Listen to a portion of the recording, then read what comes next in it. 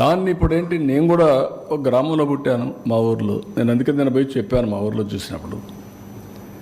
ఒకప్పుడు మా ఊర్లో కొండలంతా కూడా చెట్లని కొట్టేసి రాళ్ళు కనపడేటి.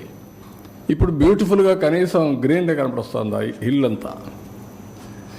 రేపు రాబోయే రోజులు నేను అది ఊహించుకున్నప్పుడు ఎంత ఆనందం కలుగుతుందంటే, నేను సోలార్ ఇచ్చేసాను అందరికీ. 2200 కుటుంబాలు, ఇంకా 2200 కుటుంబాలు సోలార్.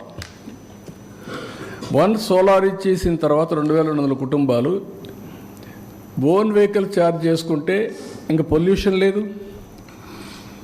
గ్యాస్ ఇస్తున్న పైప్ లైన్లు ఇచ్చేయమంటున్నాను. గ్యాస్ వస్తే చెట్లు కొట్టే పని లేదు, ట్రాక్టర్లు వచ్చేసాయి, డ్రిప్ ఇరిగేషన్ వచ్చింది.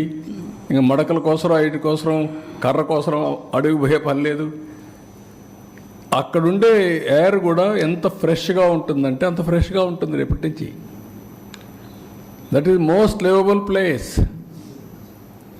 అక్కడుండే వాళ్ళకి ఏం చేశారు, నేను గవర్నమెంట్లో చేసినప్పుడు ప్రతి ఒక్క ఇంటికి గ్యాసు, నీళ్లు, ట్యాపు, కళ్యాణ్ డ్యామ్ ఉంది, అక్కడి నుంచి నీళ్ళు ఇమ్మన్నాం.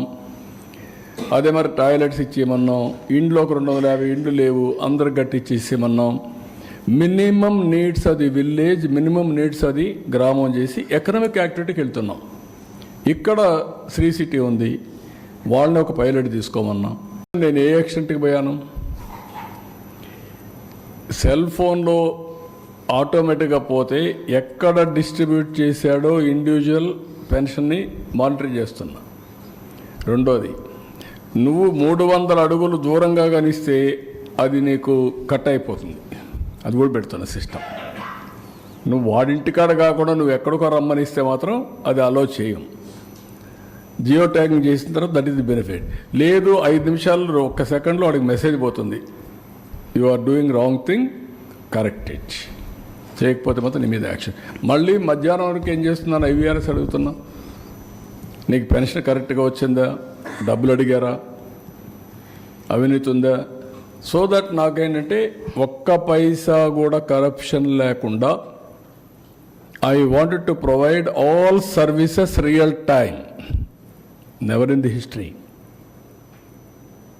ప్యాడీ ప్రొక్యూర్మెంట్ ఉంది, రైతు వచ్చాడు, వస్తానే నా ప్యాడీ ఉంది తీసుకోమంటున్నాడు. తీసుకోమంటే శాంపుల్స్ తీస్తున్నాం, అక్కడ మాయిశ్చర్ టెస్ట్ చేస్తున్నాం, దాని ఆర్డర్ ఇస్తున్నాడు, నేరుగా రైస్ మిల్కి వెళ్తుంది.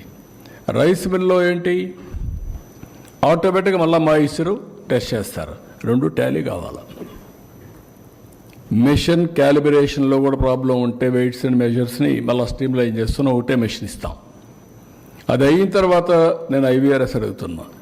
వాడు పేమెంట్ అవుతుంది, అన్లోడ్ చేస్తాడు, వాడు తీసుకున్నట్టు పెడితే నెక్స్ట్ మూమెంట్లో డబ్బులు ఆయన అకౌంట్లో వేస్తా. 1 అవర్లో బ్యాంకు పోయి డబ్బులు తీసుకోవచ్చు, బ్యాంకు కూడా పోవక్కర్లా, ఆన్లైన్లో పేమెంట్ పే చేసుకోవచ్చు. Can you imagine? That is the power of technology. ఎల్లుండి ఐఎమ్ ఇనాగ్రేటింగ్ వాట్సాప్ గవర్నెన్స్. నువ్వు మెసేజ్ పెడితే పెట్టు, తెలియదు నువ్వు మాట్లాడు, నువ్వు voice message convert to text for action, again voice message నీకు వస్తుంది, దాన్ని డెవలప్ చేయమన్నా. దిస్ ఈజ్ వేర్ నేనేంటంటే టెక్నాలజీ ఉపయోగించుకొని పేదవాడికి ఏ విధంగా చేయాలి, ఇబ్బందులు లేకుండా ఏ విధంగా ముందుకు పోవాలని.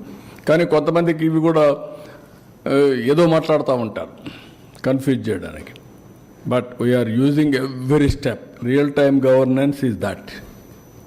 నేను ఎందుకు అడుగుతున్నాను సార్, మీరు మీ కంటెంట్ సంపద సృష్టి అనే దాని దృష్టిలో ఉన్నారు, మైనింగ్ లాంటి వాటిని.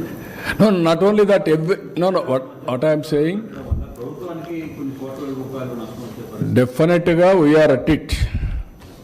క్వశ్చన్ లేదు, దాంట్లో వదిలిపెట్టే సమస్య లేదు. నా దృష్టికి వచ్చింది, అవన్నీ చేస్తున్నాం.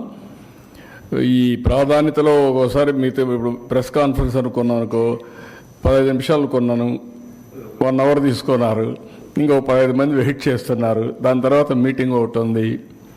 వీఆర్ ఆల్సో హ్యూమన్ బీయింగ్స్ కదా, మెషిన్స్ కాదు కదా పనిచేయడానికి. కంప్యూటర్లకే అలసిపోతూ ఉంటాయి ఒకసారి ఉంటాయి.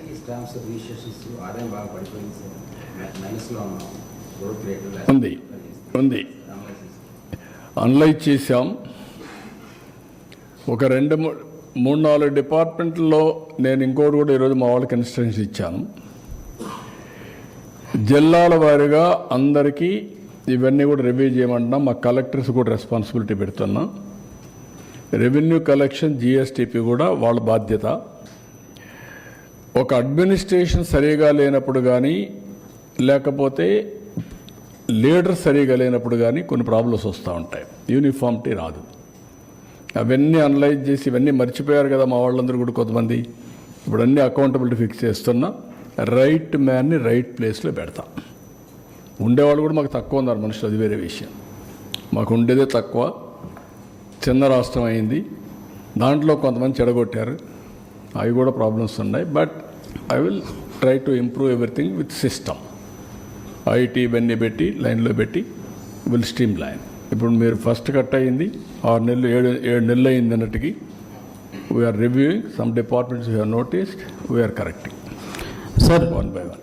P4 కాన్సెప్ట్లో పీపుల్స్ని ఇన్వాల్వ్ చేస్తామని చెప్పేసి అంటున్నారు.